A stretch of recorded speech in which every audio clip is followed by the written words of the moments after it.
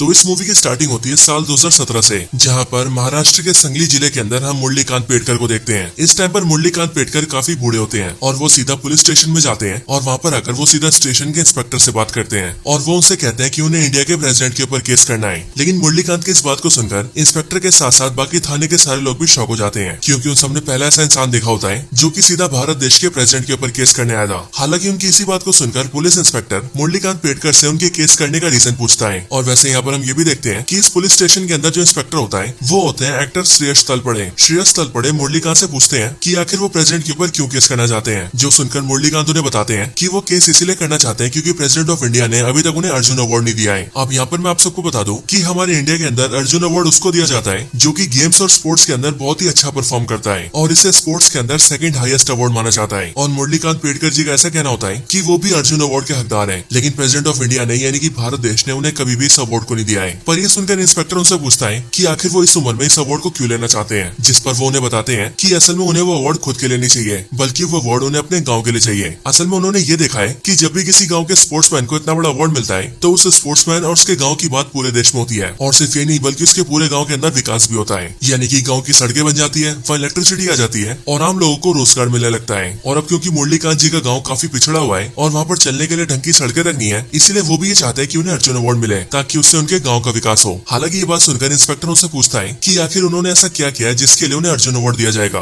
लेकिन इस बात को सुनकर ही मुरलीकांत उस इंस्पेक्टर को अपने बहुत सारे मेडल्स दिखाता है और ये सारे मेडल्स और अवार्ड उन्हें अपनी लाइफ टाइम के अंदर मिले होते हैं। ये देखकर इंस्पेक्टर यानी कि श्रेयस तलपड़े मुरलीकांत की स्टोरी में इंटरेस्ट लेने लगता है और वो मुरलीकांत से कहता है कि वो उनकी कहानी के बारे में जानना चाहता है, जिसके बाद ही मुरलीकांत इंस्पेक्टर और बाकी सबको अपनी स्टोरी सुनाना स्टार्ट करते हैं। अब मुरलीकांत पेडकर की स्टोरी सीधा फ्लैशबैक में आती है और कहानी की शुरुआत होती है सीधा साल 1952 से। साल 1952 के अंदर हम ये देखते हैं कि मुरलीकांत अपनी छोटी सी फैमिली के साथ महाराष्ट्र के एक गांव में रहा करता था और वहाँ पर ही वो और उसका बड़ा भाई दोनों पढ़ाई किया करते थे। इस टाइम पर मुरलीकांत काफी छोटा होता है और उसकी उम्र सिर्फ 7-8 साल होती है, लेकिन इस टाइम पर ही वो और उसका बड़ा भाई जिसका नाम जगन्नाथ होता है वो दोनों अपने गाँव के एक ऐसे लड़के को देख लेते हैं जिस लड़के ने अभी हाल ही में किसी बड़े स्पोर्ट्स के अंदर एक गोल्ड मेडल जीता होता है। लेकिन मुरलीकांत ये देखता है कि जब वो स्पोर्ट्स में गोल्ड मेडल जीत कर आया है तब पूरा गाँव उससे बहुत प्यार कर रहा है और अब सब लोग उसकी रिस्पेक्ट करते हैं और गाँव का हर एक आदमी उससे मिलना और उससे हाथ मिलाना चाहता है। मुरलीकांत जब ये सब देखता है तब वो ये समझ जाता है कि अगर वो भी गोल्ड मेडल जीतेगा तो फिर उसके गाँव के सब लोग भी उससे प्यार करेंगे और उसे बहुत इज्जत देंगे। और फिर इसके लिए मुरलीकांत इन चीजों का पता लगाता है कि पूरी दुनिया का सबसे बड़ा स्पोर्ट्स टूर्नामेंट कौन सा होता है, जिसके बाद उसे पता लगता है कि पूरी दुनिया का सबसे बड़ा स्पोर्ट्स टूर्नामेंट ओलंपिक्स होते हैं और ओलंपिक्स के अंदर गोल्ड मेडल जीतना सबसे बड़ी बात होती है। और फिर इसीलिए इस बात को जानते ही मुरलीकांत अपनी लाइफ के अंदर ये एम बनाता है कि वो बड़ा होकर एक चैंपियन बनेगा और ओलंपिक्स के अंदर एक गोल्ड मेडल जीतेगा। हालांकि मुरलीकांत इतना छोटा होता है कि उसे ये तक नहीं पता होता है कि उसे गोल्ड मेडल किस फील्ड में जीतना है, लेकिन तभी वो मन में ये जरूर ठान लेता है कि उसे गोल्ड तो जीत कर ही रहना है। हालांकि इसके बाद ही मुरलीकांत एक दिन अपने स्कूल जाता है जहाँ पर उसकी क्लास के अंदर उसके टीचर सारे बच्चों से पूछते हैं कि कौन सा बच्चा बड़ा होकर क्या बनना चाहता है। इस टाइम पर ही मुरलीकांत की क्लास के सारे बच्चे अलग अलग फील्ड्स बताते हैं, जैसे कि कोई बोलता है कि वो डॉक्टर बनना चाहता है, कोई बोलता है कि वो इंजीनियर बनना चाहता है, कोई बोलता है कि वो टीचर बनना चाहता है और कोई बोलता है कि वो सोल्जर बनना चाहता है। लेकिन जब यहाँ पर मुरलीकांत से पूछा जाता है कि वो क्या बनना चाहता है तब वो अपने टीचर को बताता है कि वो बड़ा होकर एक चैंपियन बनना चाहता है और वो ओलंपिक्स में गोल्ड मेडल को जीतना चाहता है। लेकिन यहाँ पर हम ये देखते हैं कि जैसे मुरलीकांत इस बात को बोलता है वैसे उसकी क्लास के सारे बच्चे उस पर हंसने लगते हैं और वो सब उसे चंदू चंदू नाम से चिढ़ाने लगते हैं और वो सब उससे कहते हैं कि वो चंदू चैंपियन है जो कि कुछ भी नहीं जीत सकता है। लेकिन इन सब की बात को सुनकर मुरली को बहुत गुस्सा आता है और इसीलिए उसकी क्लास में से जो बच्चा उसका सबसे ज्यादा मजाक उड़ा रहा था मुरली उसे चुप रहने के लिए कहता है। लेकिन फिर जैसे स्कूल खत्म होता है वैसे वो बच्चा मुरलीकांत से लड़ने लगता है और वो मुरलीकांत से बोलता है कि वो चंदू चैंपियन है और किसी गोल्ड मेडल को जीतना उसके बस की बात नहीं है। हालांकि मुरलीकांत की लड़ाई को देखकर वहाँ पर उसका बड़ा भाई आता है और वो उसकी लड़ाई को छुड़वाकर उसे अपने साथ ले जाता है। रास्ते में वो मुरलीकांत से पूछता है कि आखिर उसने झगड़ा क्यों किया, जिस पर मुरलीकांत अपने बड़े भाई को बताता है कि जब वो क्लास में अपने सपने के बारे में बता रहा था तब वो लड़का उस पर हंस रहा था